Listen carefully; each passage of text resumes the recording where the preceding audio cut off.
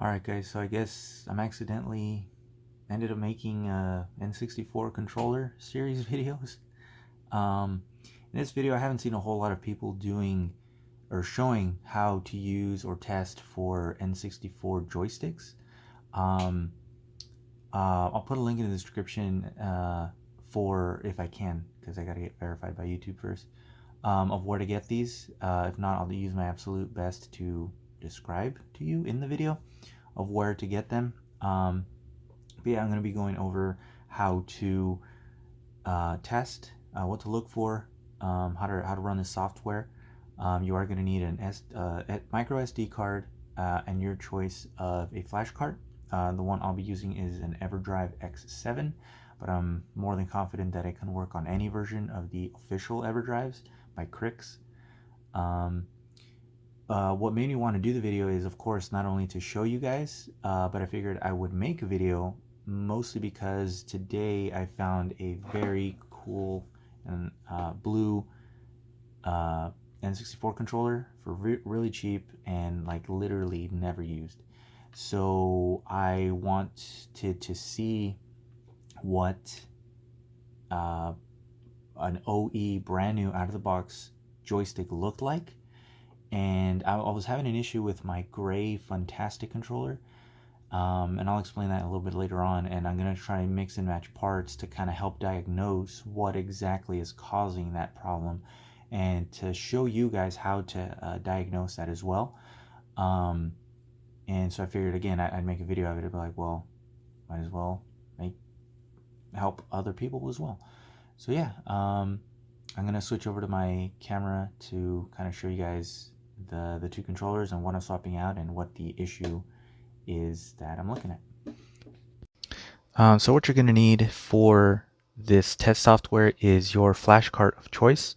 Again, mine is an EverDrive 64, officially sold by Crix, came all the way from Ukraine. Yeah, obviously an SD card to go with it to boot the software. Any backups that you have just goes in there like that. It does have to be properly formatted. The instructions are on the website, and again, I will try to link all that in the description. But this is mine. Please, guys, if you're familiar in the retro community, try to support your, the local scene, the community, because there are fake copies out there. The ED64, I think, is the most popular one. It's a black card. I think they also come in the red card. But essentially, yes, unfortunately, they will also boot that software. But again, if you can, try to support the creator of it, Crix. I know it's a little pricey, but I mean, if we could just keep creating clones and copying someone's hard work, like it's kind of messed up. So anyways, this is what you need to get that software to run. That's what I use. Okay, so I figured it would make more sense for me to show you the software first and then kind of swap parts of the controllers. So this is I guess, the Mimi Git 27DAF4. Again, I'll explain where to get that on GitHub for the N64 test software that we're using here. So you have the test that you can do. I'm just going to show you, just get right into it. Previous results, yes, that's not an issue. So we're going to leave it a neutral, press A, obviously, and just follow the directions. It's going to ask you to go in each of the corners, the locks, and of course, this is just one.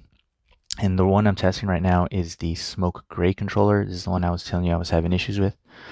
You can see on the top right and the bottom left are kind of needs to be more up into the corners or down into the corners. If you press C right, it'll tell you kind of how far off they are. Those little lines that you see at the top and bottom, well, all edges of how far off you are. If you press R, it'll show you what the ideal is supposed to be. So you can see how far off the blue line, which is the actual measured results, versus the green of what it's supposed to be. Now, of course, a little bit of error is normal, and it'll tell you on the next few screens of what is allowed.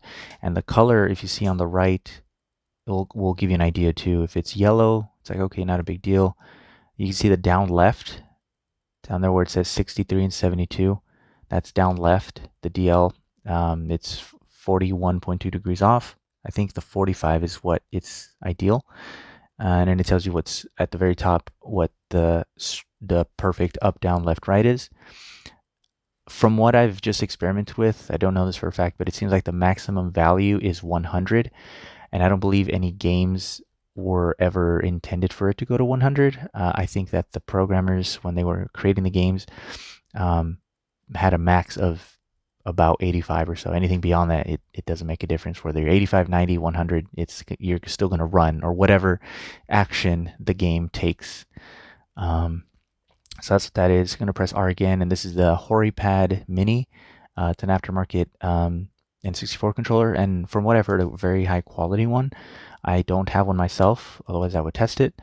But yeah, and then press right again, and this is how it goes from corner to corner.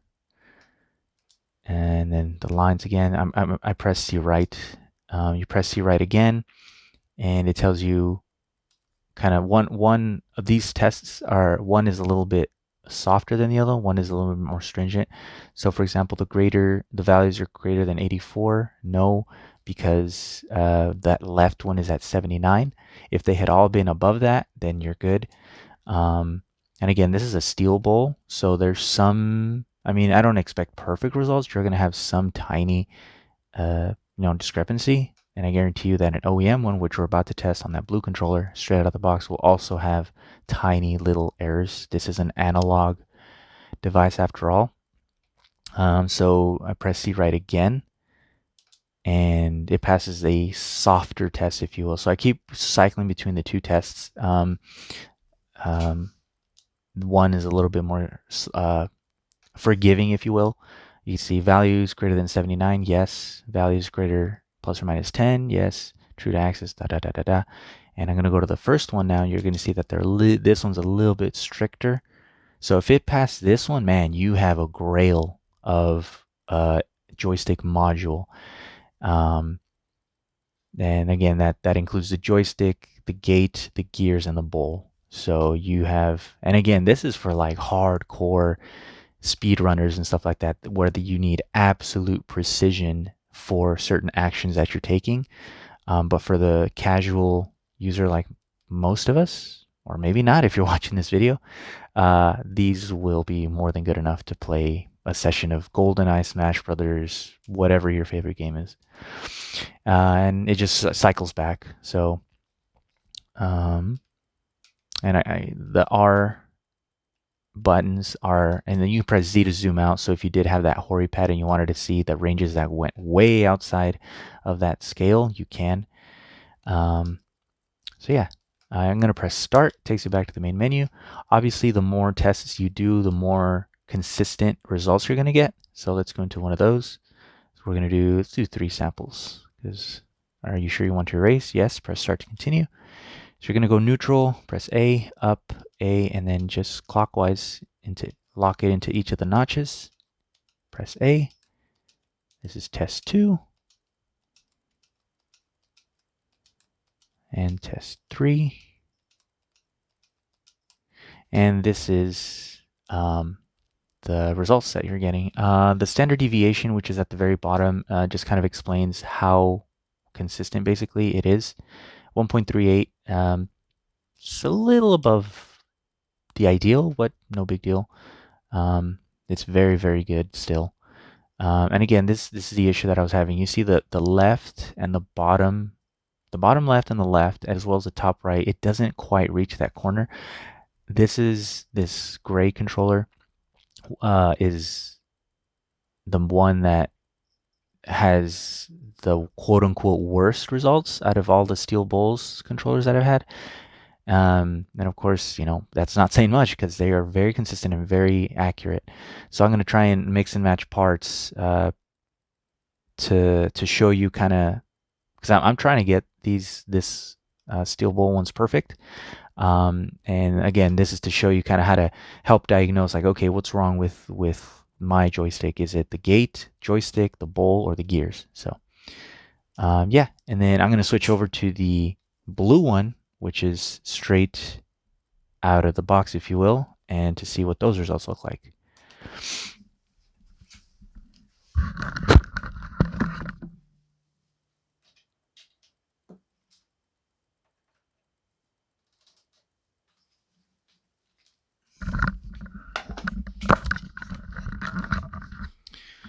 Okay, I've just switched it over to the blue controller.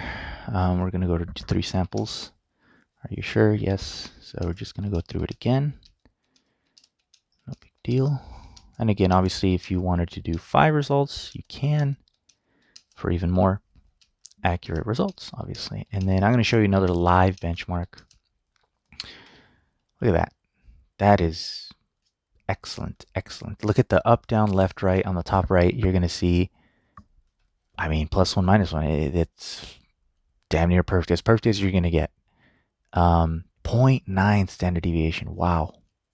Anything less than 1, or if it hovers around 1, you're golden. You are golden. So I'm going to press R. That's for the hori pad. That again, that green line is the perfect, you know, at the top median ideal N64 OEM comparison. I'm going to press U right. Those green lines. If one of the lines was off, you're going to see a little yellow or orange mark. These are fine. Those are corner to corner. Not too worried about that. It passes, wow, most of the strict tests. Just that those top 2, no big deal. Greater than 84. The right one was -1, no big deal. And I think it takes an average. But anyways, yeah, that's damn near perfect. And it passes every single test that's a little bit more forgiving. And yeah, so other things in the software that I wanted to show you is the live range display. So you can do it in real time. I guess it uses dots. So if you're having some sort of error in real time, you would see it here. And again, the hori pad. And I'm going to go back to the main menu. The live benchmark, this is the one that I was talking about. You press B to erase everything. You go up. It goes to each corner, each notch. And you can see it in real time. And the more you do it, the more accurate, like I said. I mean, this is as good as it gets. And obviously, like I was going to show you guys, like in person or in front of the camera, what this joystick looks like. And I'm telling you, I haven't not taken it apart, so we're going to take it apart together. I can almost guarantee you there's no plastic powder whatsoever inside of that joystick. I mean, that's as good as you're going to get, man. So I'm going to go back to the main menu. Oscilloscope. This is for testing the Hall effect sensors. If for whatever reason one of them wasn't reading, the X or the Y, you would see it here. You can go left, you can right. You would see what I'm assuming, because again, my background is being an automotive mechanic. Seeing graphs like this, if something was wrong with the sensor, you would see a flat line, either maxed top or maxed bottom, just flat. And there would be no reading of that sensor. So this is mostly to test the optical encoder sensors. So everything's reading, obviously. I'm going to go back to the main menu. Button display, this is to test your buttons. B, A, C, button start, you know, just to see if it's reading correctly. Up, down on the D-pad, Z, and then you exit at the very bottom left. It says A, start, R, and Z. And then help. Just this is, again, I've already kind of summarized all of this for you guys.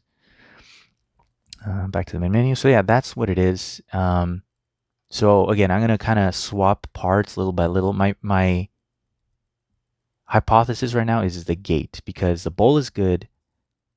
The joystick looks very good on the great controller, and everything but the gate. And I'll explain those parts and kind of go over it with you guys in a bit.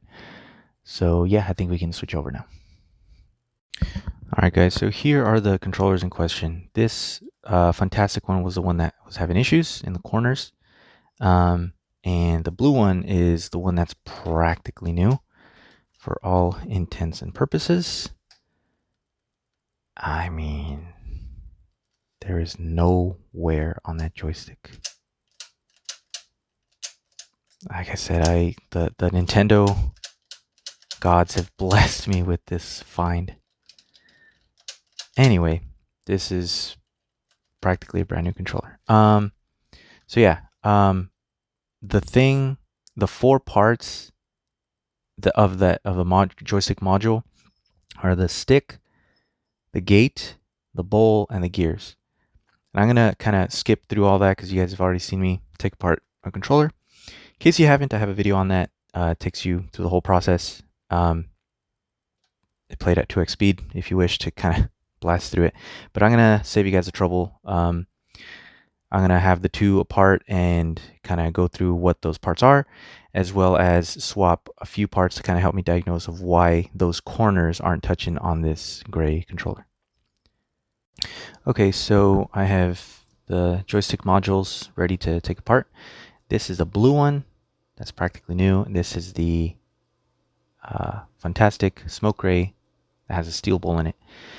I'm going to take it apart and kind of show you the parts in case you don't already know for what four major components make up a good or just joystick module.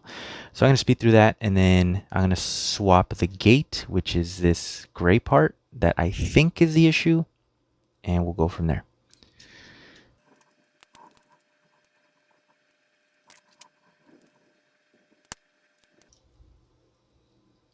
So I wanted to kind of slow down here to see it for the first time. Wow. Wow. I'm not joking. I did not pre-record this and did not look at it ahead of time. I am looking at it for the first time. Literally not a speck of dust. If this isn't the world's cleanest N64 module that I have ever seen in my life, I don't know, or that exists today.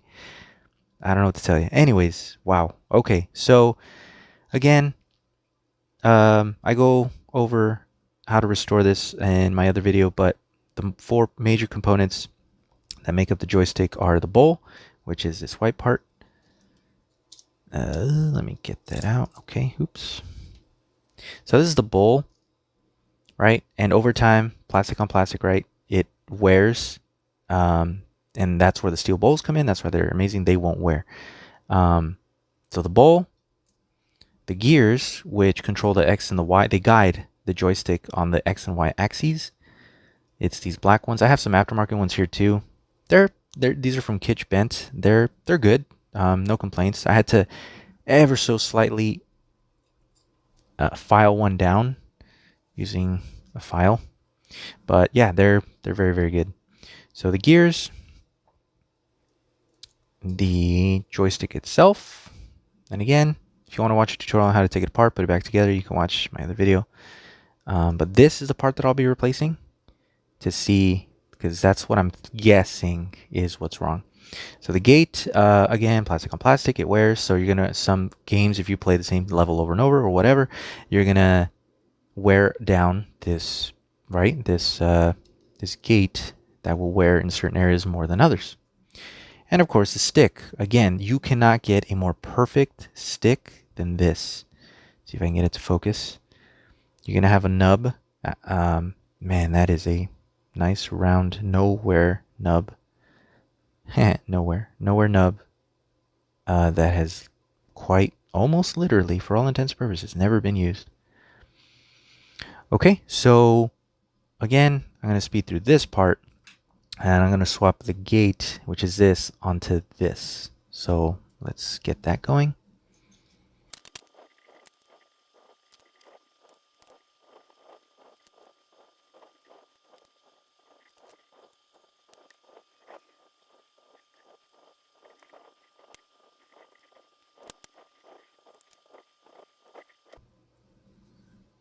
Okay, so this is now the blue joystick gate, and let's see if I was correct, if my hunch was correct, and see if that is what's causing those corners to not touch. So yeah, let's get that going. Okay guys, so I have replaced the gate and only the gate between the two controllers. So now we're going to see if in fact it was the gate or there's another part that is causing that issue. So we're going to go to live. I'm not even going to do these. I'm just going to go to live to see it in real time. Go there. Oops, wrong. Wrong test. That's the one I want. Okay. Here.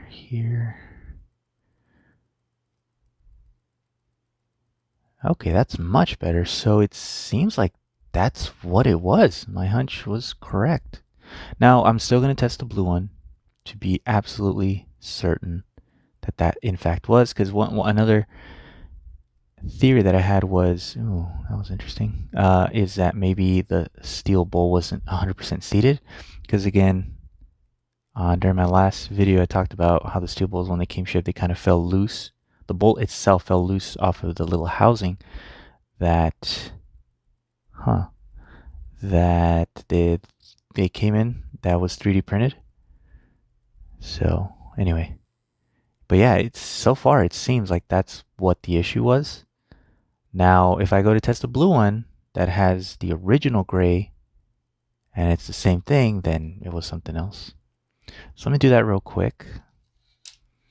I wish on the super off chance that the maker of this program is watching, if you could have it where there could be two controllers plugged in, that would be awesome. So you can kind of compare, like two controllers. That'd be perfect. That'd be awesome.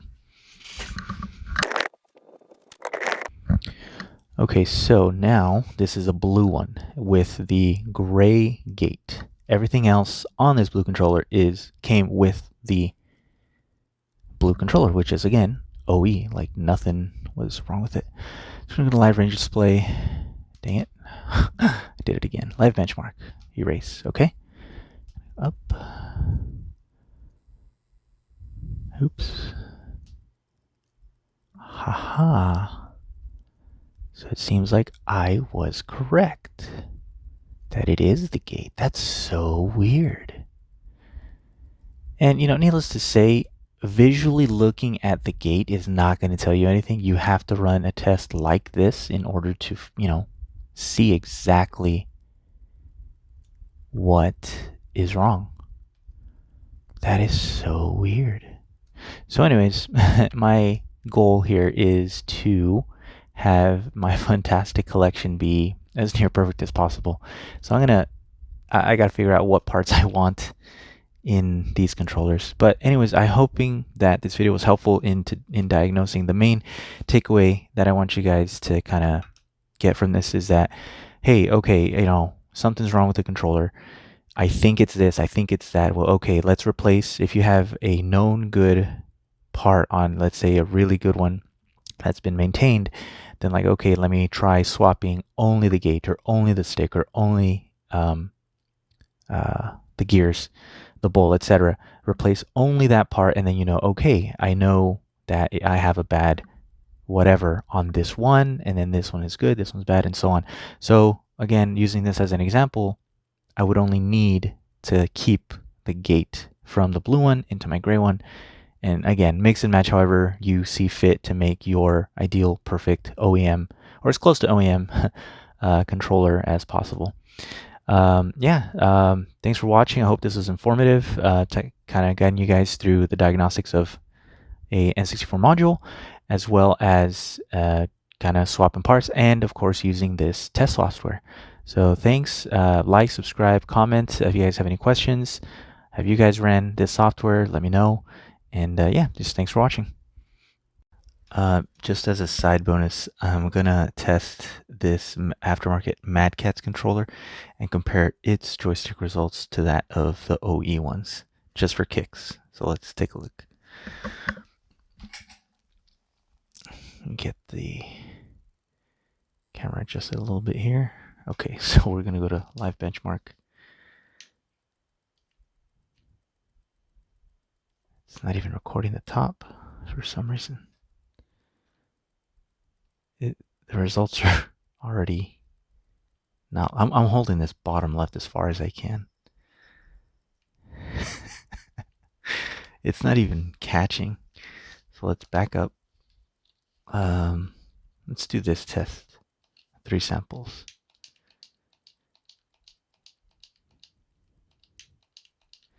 just for kicks and giggles, let's see what it gives us compared. Look at the shape of that. My goodness. No wonder they got a bad rap. Look at how far off that is. My goodness. Jeez, it fails every test except for like 2. Look at the shape of what it measured versus what it's supposed to measure. Oh my goodness. That is hilarious. So yeah, just 3.13 deviation. Just wanted to, a quick look into this aftermarket controller. That's it.